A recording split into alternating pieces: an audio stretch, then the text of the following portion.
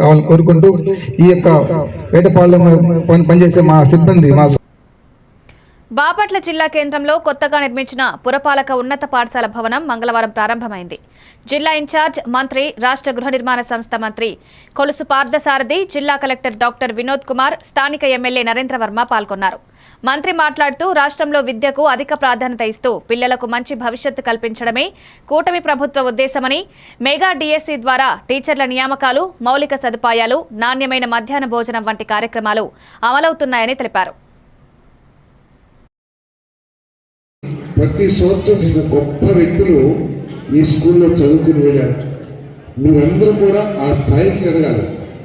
మీరు కూడా ఆ కార్యక్రమానికి ముఖ్య అతిథులుగా హాజరైన గౌరవ ముఖ్యమంత్రి శ్రీ నారా చంద్రబాబు నాయుడు గారు, గౌరవ హెచ్ఆర్ మినిస్టర్